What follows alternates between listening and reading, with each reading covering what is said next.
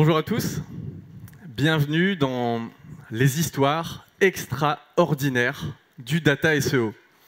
Alors des histoires extraordinaires, on en a 3 à vous raconter aujourd'hui. Mais avant, on a une petite question pour vous. Qui dans la salle sait ce que signifie Data SEO? Levez la main. Waouh. Ok, vous êtes particulièrement nombreux. Alors, Data SEO, c'est l'idée d'utiliser des méthodes scientifiques comme les data science pour faire du SEO. C'est par exemple utiliser du machine learning pour automatiser un certain nombre d'actions. Donc moi, je suis Rémi Bachat, lui c'est Vincent Terrazi, et tous les deux, on est les créateurs d'un organisme de formation qui s'appelle Data SEO Labs, dont on est vraiment super fiers. Donc c'est une formation destinée aux professionnels du web et du marketing, et ça vous permet de maîtriser le machine learning ou le deep learning en seulement 2 jours et sans aucun prérequis technique. Donc on a des centaines d'exemples maintenant, donc vous voyez derrière certains témoignages, et je vous invite à faire des recherches sur Data SEO Labs si ça vous intéresse. On va commencer par la première histoire extraordinaire. L'incroyable découverte de Kate Hadley. Alors, on a commencé fort cette conférence par justement l'idée de vous présenter ce qui est peut-être la plus grosse innovation en data SEO qu'on a vue depuis qu'on s'intéresse à ce domaine passionnant. Et cette innovation, on la doit à une certaine Kate Hadley, qui est SEO plutôt technique, qui a la trentaine d'années, qui travaille chez une société qui s'appelle Verkle aux États-Unis. Donc, elle publie énormément de ses découvertes sur son blog, sur son Twitter. Il y en a peut-être dans la salle qui la connaissent. Oui. Ouais, Quelques personnes. Ouais, quelques personnes. Et donc, Kate Hadley, l'article qui nous a vraiment retourné le cerveau, c'est celui-là. Machine Learning and Transdimensional Learning and Optimization for SEO. Donc Vincent, est-ce que tu peux nous expliquer un peu son innovation ? Alors, en français, en gros, elle a découvert ce qu'on appelle des smart portals. Donc, c'est des façons d'ajouter du contenu SEO sur son site, des images, des vidéos, etc., de façon complètement automatique, et de s'appuyer sur ce qu'elle appelle du back-end rendering pour générer le design associé qui va bien avec. Donc, il y a le code source, tout est partagé, je vous invite à aller voir. N'hésitez pas à prendre quelques photos. Ouais, c'est vraiment le gros cadeau du début de conf, c'est quelque chose d'assez peu connu en fait. Donc n'hésitez pas à bien le garder au chaud et pas trop le partager si vous voulez pas que d'autres l'utilisent. Par contre, Rémi, il faut peut-être dire un petit secret, non? Ouais, t'es sûr? Bah, je sais pas, ouais, faut peut-être... On y va? Allez. Bon, en fait, Kate Hadley, elle n'existe pas.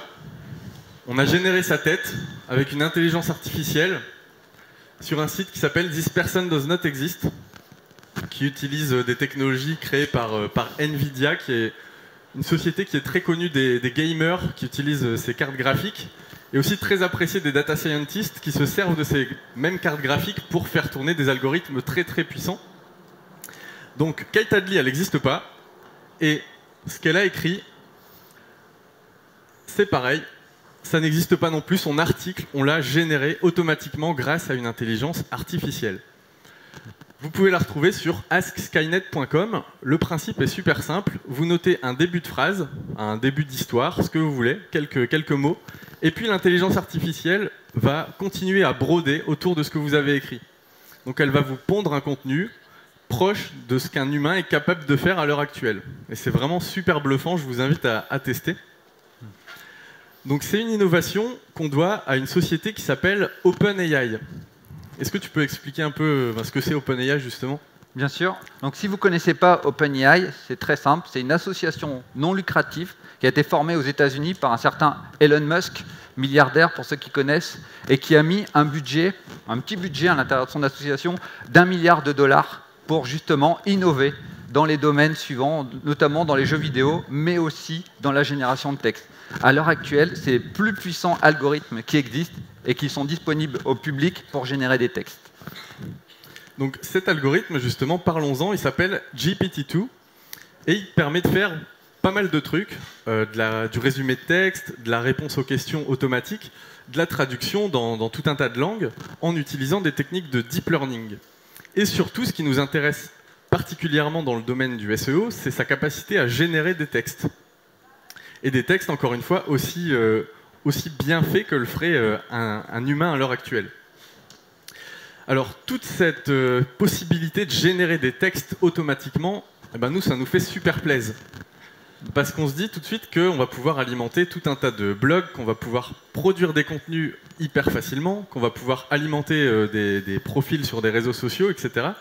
Donc c'est vraiment génial. Par contre, il y a un peu un effet arroseur-arrosé, qui est que nous aussi, finalement, on est des très gros consommateurs de contenu. Je suis sûr que dans la salle, vous avez tous, au moins aujourd'hui, regardé Twitter, vous avez regardé LinkedIn, vous avez regardé un article de blog, vous avez consommé des contenus dans des conférences. Et finalement, c'est un peu le propre de nos métiers qui sont en constante évolution. On a besoin de rester perpétuellement à l'affût des nouvelles tendances, des nouvelles connaissances. Du coup, qui nous dit qu'aujourd'hui, les sources d'infos qu'on consomme sont vraies? Et qui nous dit qu'elles le seront encore dans les prochaines années? Donc ça, c'est une vraie question qu'on se pose à l'heure actuelle. On a essayé de faire un peu le tour des sources que nous, on consomme, tous les deux, en tant que passionnés de SEO. Tous les jours. Il y a les sources officielles, ça c'est ce que les moteurs de recherche partagent, donc avec un prisme bien particulier, hein, c'est leur propre vision du truc. Vous avez des recettes SEO, ça vous en avez tous probablement déjà vu, tout le monde ici a déjà probablement tapé comment être premier sur Google, ou comment référencer ma page, comment bien être positionné sur Google, etc. Et donc c'est ce genre de recettes qu'on va trouver. Il faut faire des titles qui sont comme ci, il faut faire des textes qui ont cette taille, il faut que le site soit rapide, etc. etc. C'est un peu les recettes. Vous avez ensuite les tests des autres. Ça, il y en a plein sur le web, il y en a plein aux conférences. C'est, regardez, j'ai fait telle modification sur mon site et il s'est passé tel truc. J'ai eu plus 20% de trafic, c'est génial. Ça, c'était les tests. Ensuite, vous avez les études de facteurs de ranking. Ça, c'est des sources d'informations qui sont très utiles, qui sortent à peu près 1 ou 2 fois par an, selon les sociétés qui les produisent, et qui nous permettent un peu de hiérarchiser nos priorités sur nos chantiers SEO, en ayant un peu une vue globale des tendances de la page de résultats Google. Hop, vous avez ensuite les retours d'expérience. Ça, c'est tout ce qu'on voit passer sur les réseaux sociaux en particulier. Regardez ma courbe de trafic, comme elle est belle, parce que j'ai changé mon title. Et ça, c'est des choses qui influencent aussi un peu nos croyances. Et puis, vous avez nos préférés, les gourous SEO. Le champion. Le champion. Donc, on en connaît tous un peu, plus ou moins, des gourous SEO qui ont une connaissance absolument parfaite du fonctionnement des moteurs de recherche et qui sont capables de répondre à toutes les questions qu'on leur pose, et ce, sans bullshit. Donc la question qu'on se pose face à toutes ces sources d'informations qu'on consomme au quotidien, finalement, c'est qui a raison? À votre avis, est-ce que c'est plutôt les tests? Est-ce que c'est plutôt les recettes? Est-ce que c'est plutôt les gourous qui ont une vision très, très pointue? Oui. On entend de différents avis. Ouais, il y a plusieurs avis, et je pense que chacun met un peu de la conviction dans une ou plusieurs des sources qui sont derrière. Et en fait, la question vraiment, c'est qui a raison? Et nous, on n'en sait rien. Ouais. Et probablement que vous non plus, en fait. Parce que ces sources, très souvent, elles se contredisent. Vous pouvez avoir un site qui va dire regardez, j'ai ajouté 50 liens sur mon blog, et puis j'ai fait plus 200% de trafic. Et puis vous avez un article de Google qui peut arriver derrière et dire non, les liens ne servent pas à... Voilà, enfin, il peut y avoir plein de choses qui sont démenties, que ce soit par les moteurs de recherche, par les professionnels du SEO, etc. Chacun va avoir un propre avis basé sur ses expériences personnelles. Et sur d'autres choses qui peuvent aussi influencer le fonctionnement. Donc nous, on adore citer cet algorithme qui s'appelle Google RankBrain, qui est sorti depuis 2015. Et donc c'est l'intelligence artificielle de Google qui est capable de choisir des signaux, d'en agréger des nouveaux, et parfois qui utilise même des signaux que tout le monde ignore. Donc à partir de là, vous voyez que certaines recettes, ça m'étonnerait que ça marche dans tous les cas. Et souvent, ça va beaucoup plus loin. On va prendre un exemple basique. On va regarder 2 sites. juste maintenant. Hop. Ah oui, j'avais oublié les cycles des IA, je pensais que ça avait été supprimé. Donc ça, c'est Rémi qui a fait un super travail d'historien pour, si vous voulez en savoir plus sur Google RankBrain, il a créé des podcasts où il explique le détail, vraiment à la perfection. Donc un grand bravo. Et maintenant, je voudrais reprendre un exemple. Vous prenez ces deux sites, à votre avis, quel est celui qui est le mieux positionné sur Google? Celui où on a énormément de texte, notamment optimisé pour le SEO, ou celui où il y a très peu de texte? Allez, qui est pour celui qui a le plus de texte? Ok. Ouais, donc c'est à peu près moitié-moitié. En fait, vous voyez là, c'est un exemple génial. C'est qu'on est sur une requête ultra concurrentielle, drone caméra, et c'est celui qui a le moins de texte écrit pour le SEO qui est le mieux référencé. Donc ça vous montre encore une fois qu'il n'y a pas de recette magique. Et pourquoi? Est-ce que vous avez une idée de tout ce qui peut expliquer cette différence entre des deux sites qui appliquent les mêmes recettes, les mêmes conseils? Eh ben, on les a listés sur la droite. On a mis l'historique, les backlinks, l'image de marque, nombre de pages. On aurait pu en citer 50 en fait, de différences entre ces deux sites. Et voilà pourquoi on insiste qu'il faut vraiment changer son fusil d'épaule pour vraiment appliquer le SEO. Et en fait, tout ce dont on a parlé, les différentes sources d'infos, c'est ce qui va alimenter nos croyances.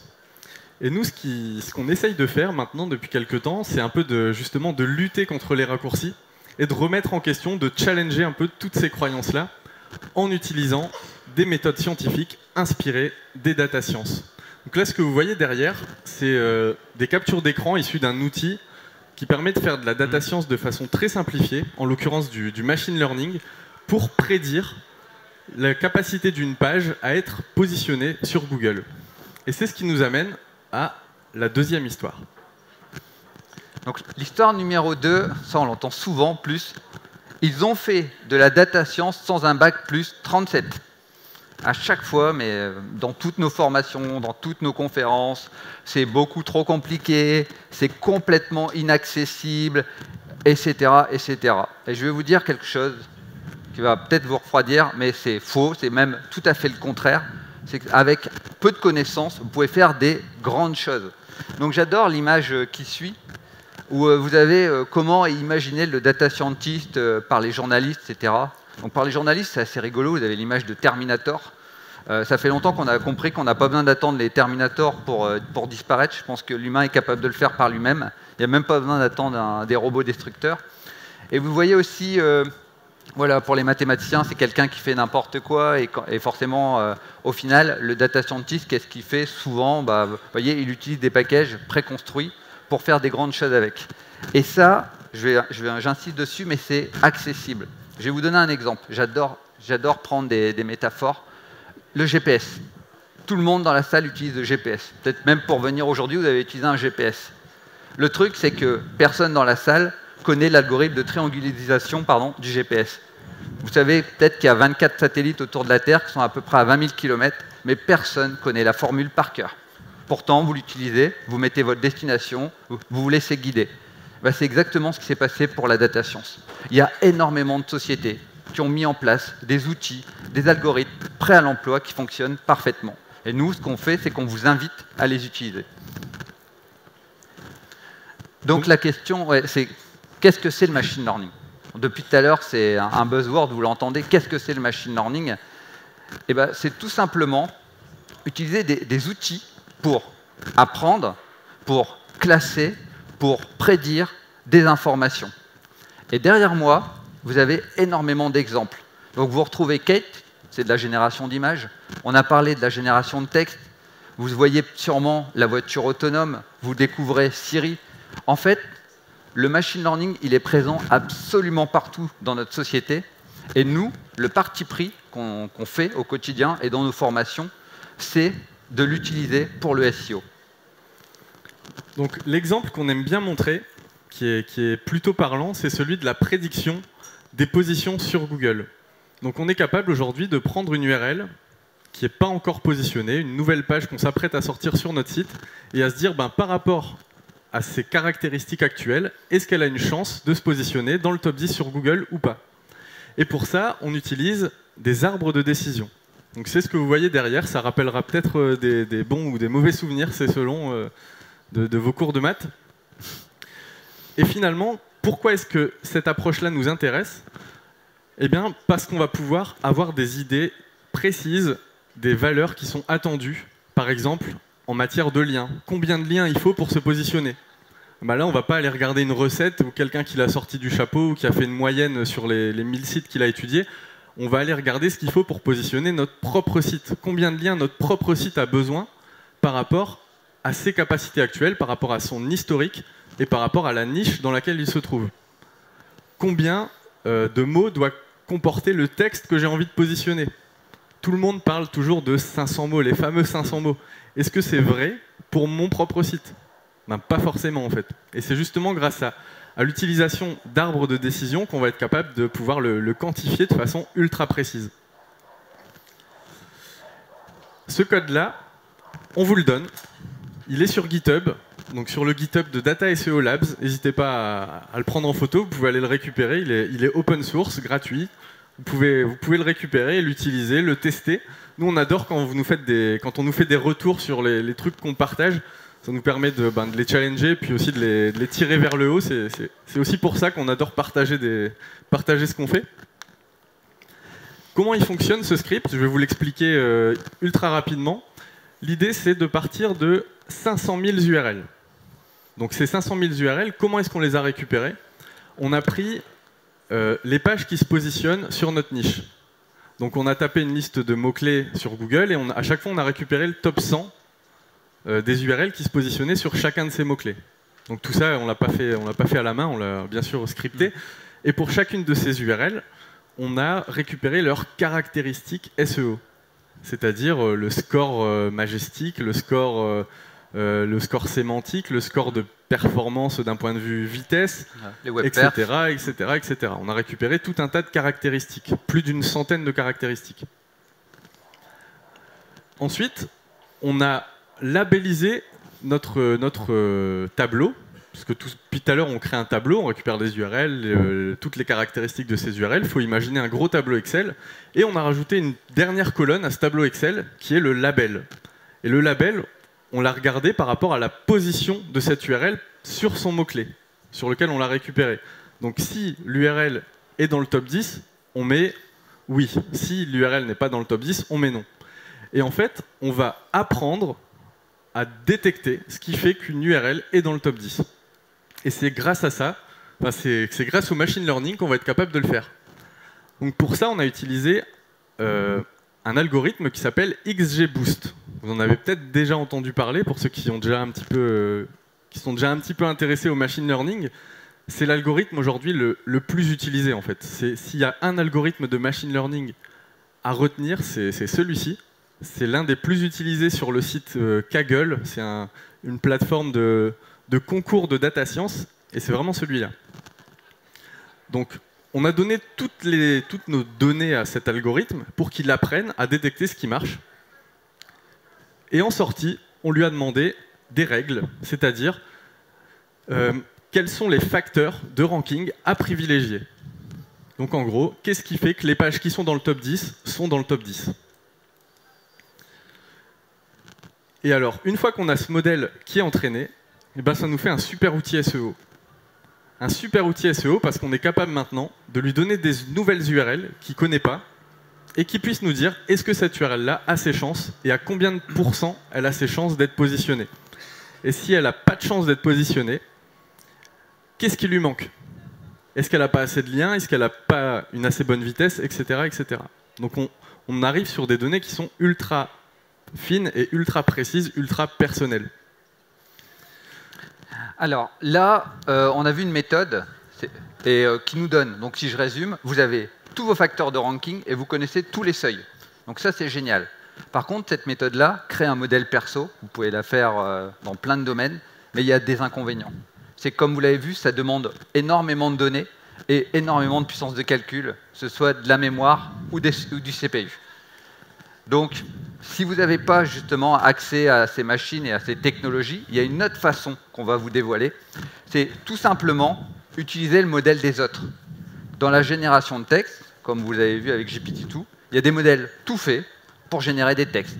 Là, vous voyez un exemple de ce qu'on appelle image captioning, c'est-à-dire à partir d'une image, ça va décrire ce qui se passe dans l'image. Ici, on a un homme qui fait du surf. Donc ça, c'est des images prêtes à l'emploi. Et il y a énormément de sociétés qui repartent de modèles tout faits pour gagner du temps. Parce qu'entraîner un modèle, si vous ne le savez pas, ça peut prendre des jours, ça peut prendre des semaines. Donc on est plus gagnant à reprendre un modèle existant. Si vous cherchez des modèles tout faits, ça aussi c'est pareil, dans les confs on ne le dit jamais, nous ce qu'on recommande, c'est d'aller sur le site Keras, qui est un framework de deep learning que énormément de data scientists connaissent, et dedans vous avez déjà des modèles prêts à l'emploi, sur tous les sujets. Que ce soit la génération de vidéos, la génération d'images, la génération de texte, la compréhension de texte, de la classification, ça va extrêmement loin. Et si Keras, ce n'est pas la seule solution, bah Rémi, il vous fait un deuxième cadeau. En fait, il en existe plein, des frameworks ou des solutions un peu toutes faites pour faire du machine learning, pour faire du deep learning. Donc on en a listé quelques-unes ici. Il y a TensorFlow qui est, on va dire Keras, mais en un peu plus complexe. Vous avez Texar, vous avez Model Depot, et puis il y en a plein d'autres en fait. Et une autre source d'infos qu'on sous-estime très souvent, mais qui peut être absolument géniale à exploiter quand on s'intéresse au domaine du SEO, c'est les travaux de Google. En fait, Google, il y a une équipe qui s'appelle Google Brain, et qui partage énormément de ce qu'ils font sur un GitHub, qui est juste derrière. Et vous avez notamment un truc qu'on aime bien, c'est BERT. C'est un peu l'équivalent de GPT-2, mais à la sauce Google. Donc c'est un modèle qui permet de faire de la traduction, qui permet de faire de la réponse aux questions, etc. Et ce qui est top avec ça, avec le fait de suivre les travaux de Google, c'est que c'est un peu l'état de l'art très souvent sur tout un tas de sujets. Là, vous voyez, BERT, sur la capture d'écran, on voit qu'il avait été mis à jour il y a à peu près 2 jours, quoi. Donc c'est quelque chose qui est très très souvent maintenu et qu'on vous invite vraiment à suivre. Donc pour résumer, ce qu'on vous a montré pour l'instant, dans le machine learning, il y a 2 choses à retenir. C'est qu'on va utiliser des librairies, c'est-à-dire un peu des outils tout faits, qu'on va aller appeler et qu'on va utiliser de façon un peu simplifiée, comme XGBoost ou Keras. C'est un peu les 2 plus connus, les 2 plus utilisés à l'heure actuelle, si on doit en retenir que 2. Et puis, pour utiliser ces outils-là, on va avoir besoin d'utiliser des langages de programmation.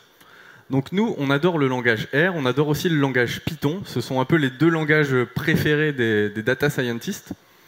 Et puis, vous avez le langage Spark, qui permet plus de faire du big data.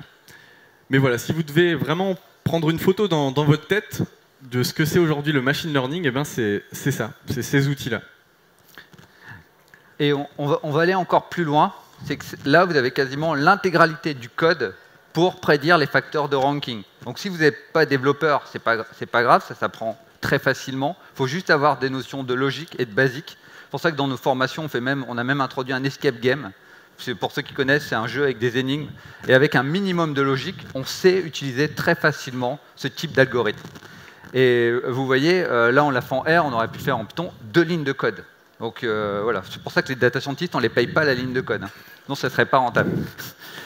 Là, on a vu le R. Donc est-ce que ce n'est pas le moment de passer à l'histoire numéro 3?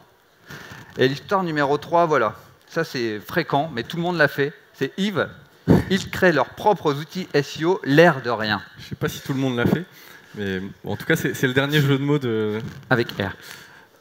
Alors, le langage R, pourquoi est-ce qu'on l'adore? Pourquoi est-ce qu'on s'en sert quasiment tout le temps? Déjà, c'est un langage qui est très facile d'accès, qu'un débutant peut apprendre très vite, même quelqu'un qui n'a jamais programmé, qui n'a jamais utilisé PHP, JavaScript, etc. On peut vraiment démarrer sur le R et être capable très vite d'automatiser des choses qu'on a un peu tendance à faire à la main et à galérer parfois. Donc c'est vraiment cet aspect d'automatisation qui nous intéresse avec ce langage. Il y a une autre capacité de ce langage, c'est d'avoir des connecteurs pour à peu près toutes les API qui existent. Donc si vous voulez récupérer des données SEMrush, des données Majestic, des données de la Search Console, des données de Google Analytics, des données d'AT Internet, etc., etc., vous pouvez toutes les rapatrier dans R pour pouvoir les croiser après, les manipuler, etc. Donc justement, on va pouvoir agréger des données, les faire parler, en tirer des conclusions. scraper des pages web, faire du machine learning, du deep learning, tout ça on l'a vu. Faire des analyses sémantiques, ce qu'on appelle plutôt le NLP. Donc il faut savoir qu'en R, il y a énormément de librairies qui sont toutes faites pour faire des trucs très avancés en analyse de texte. Et ça aussi, c'est quelque chose qu'on fait très souvent en SEO, d'analyser les n-grammes, de regarder les mots-clés qui nous manquent dans nos pages. Qu'est-ce qu'on pourrait encore dire, d'analyser les sentiments. Enfin, il y a vraiment tout un tas de choses qu'on peut faire avec le NLP. Calcul de page rank, etc. Calcul de page rank, etc. Donc le langage R, si vous installez R sur votre ordinateur demain ou ce soir, si vous êtes motivé, vous allez installer R sur votre ordinateur et vous allez avoir ça. Donc ça ressemble à un terminal pour ceux qui ont déjà un petit peu développé. C'est un peu moche. Voilà, ça peut faire un peu peur, quoi. Mais il y a un truc génial, c'est que R dispose d'une interface de développement qui est juste complètement dingue, qui s'appelle RStudio. Et c'est aujourd'hui considéré comme l'une des meilleures interfaces de développement, un IDE, comme on dit, du marché. Parce qu'elle nous permet de tout faire au sein du même outil. On va pouvoir créer des scripts, les enregistrer, enregistrer des variables, visualiser le résultat de nos analyses, etc. Tout au sein du même outil. Et donc, nous, ce qui nous intéresse, justement, ce côté tout en un, c'est un peu l'idée que on voit R comme un téléphone mobile auquel on va pouvoir ajouter plein d'applications. Et ces applications, c'est ce qu'on appelle des packages dans le jargon R. Et ces packages, en fait, c'est un peu comme sur un store d'applications mobiles, il en existe à peu près pour tout. Donc si vous avez besoin de calculer votre page rank, il y a un package R qui permet de calculer le page rank. Si vous avez besoin de scraper des pages web, de récupérer du contenu à la volée, il y a un package qui permet de le faire. Etc. etc. Il y a à peu près un package pour tout. Et tout ça, bien sûr, sont des packages gratuits. Enfin, tout est gratuit et open source avec le langage R. Donc là, on vous fait un cadeau, c'est qu'on va vous donner les packages les plus utiles pour le marketing, parce que là, on dépasse même le SEO. Par exemple, moi j'ai la casquette de Data Marketing Director, et c'est quelque chose que j'utilise tous les jours. Quand on vous demande de resetter une base de données avec plusieurs millions de lignes et 190 colonnes, c'est 3 lignes de code avec ce package qui s'appelle Data Explorer, qui va analyser chacune de vos données. Donc je ne vais pas rentrer dans le détail, mais on a les variables continues, les variables numériques, les variables de catégorie. Et vous allez tout de suite, il va générer tous les dashboards en fonction de ces données. Et vous allez tout de suite identifier ce qu'on appelle, nous, les outliers, c'est-à-dire les anomalies dans le dataset. Vous allez tout de suite vous rendre compte, mince, sur cette colonne, il manque tant d'informations. Ici, attention, on a une catégorie qui est complètement biaisée, etc. Donc ça, c'est un package indispensable pour analyser les données. Il s'appelle Data Explorer. Et je vous invite fortement à l'installer. Deuxième cadeau, on a parlé de graphique. Peut-être que dans la salle, il y en a qui utilisent des logiciels de data viz. On connaît les payants, on connaît Tableau Software, Power BI, QlikView. C'est des logiciels souvent à 1 000 € par personne par an. Des logiciels très onéreux qui font très bien le job. Il faut savoir qu'il y a l'équivalent gratuit sur RStudio. Et là, il y a une société qui s'appelle AirDreams qui ont créé un plugin qui s'appelle ici Esquisse. Je vous invite vraiment à écrire le nom. Et qui fonctionne exactement de la même façon, avec du drag on drop, ça c'est en anglais, et en français du glisser-déposer. C'est-à-dire que vous allez dire qu'est-ce que vous voulez en X, qu'est-ce que vous voulez en Y, qu'est-ce que vous voulez en abscisse, qu'est-ce que vous voulez en ordonnée, et vous visualisez aussitôt le résultat. Et vous pouvez le mettre dans un PowerPoint ou dans une présentation, ce que vous voulez. Donc c'est vraiment des packages très impressionnants. Ensuite, vous avez le package Shiny, qui permet de transformer un code R, donc un script que vous aurez développé ou appris à développer, en une vraie application. Et ça, c'est assez dingue, en fait, la capacité que tout le monde, tous les développeurs R ont de créer des outils, des vrais outils avec une interface graphique que vous pouvez partager avec une URL, enfin vraiment créer un vrai outil SEO, pourquoi pas demain, grâce à Shiny. Et Shiny, c'est vraiment hyper simple d'utilisation. L'idée, c'est de prendre votre code R et d'en faire une application, et tout est automatisé. Ça se fait seulement en utilisation de 2 fichiers. C'est quelque chose de vraiment une démarche très simple, quoi. Vous avez juste à partager l'URL, et il y a même une gestion des droits assez fine. Ensuite, vous avez ggplot, qui est un package de visualisation qui est peut-être l'un des plus puissants à l'heure actuelle aussi, parce qu'il permet de faire de la visualisation totalement sur mesure. Là, tout ce que vous voyez à l'écran, c'est nous qui l'avons choisi. On est parti d'un jeu de données et on a essayé d'en extraire des opportunités SEO. Donc c'est des données qui viennent notamment de la Search Console, qu'on a croisées avec d'autres données. Et le but, c'était de savoir sur quels mots-clés il faut vraiment investir, sur quels mots-clés il faut passer du temps, et vraiment de façon dirigée par la donnée et pas par une intuition, quoi. Et du coup, tout ce que vous voyez là, les couleurs, la taille des formes, les chiffres, les labels, etc., tout ça, c'est nous qui l'avons paramétré et on peut faire absolument ce qu'on veut. Oui, donc dans ces différentes librairies, il existe pas mal de packages. Et dans ces modules, vous voyez, par exemple, il y a un module qui s'appelle Diagram R et qui permet, par exemple, de visualiser des cocons sémantiques. Donc ça, c'est intéressant, c'est qu'avec ces différents packages, vous pouvez absolument tout faire. Que ce soit, qu'est-ce qu'on voit, les diagrammes de Sankey, les word cloud, etc. Mais tout est disponible et tout est open source. Et voilà, et j'insiste, tout est gratuit. Et après, on rentre dans nos propres packages. Voilà, ça c'est des choses que nous, on a développées ou on est en train de développer. On en a déjà publié quelques-uns qu'on a partagés et rendus open source. Là, c'est un peu des exclus qu'on vous donne. Notamment un package sur lequel on est en train de travailler qui permet de scorer une intention derrière un mot-clé. Est-ce que le mot-clé Private Cloud, c'est un mot-clé commercial, au sens où l'utilisateur qui tape ça a une intention d'achat? En fait, on est capable de le mesurer de façon très fine. Là, on a traduit cette mesure sur un score de 0 à 100, mais c'est quelque chose qu'on peut totalement automatiser. Le but de ce package-là, c'est que vous donnez une liste de mots-clés et puis il va vous dire est-ce que oui ou non ces mots-clés ont un potentiel commercial. Après, on peut imaginer tout un tas d'autres dérivés de ce package-là, des intentions, il y en a plein, il n'y a pas que l'intention commerciale. On pourrait citer l'intention d'information, l'intention d'avoir de l'actualité, l'intention de naviguer, etc. Enfin, il y a plein d'intentions qu'on a cartographiées.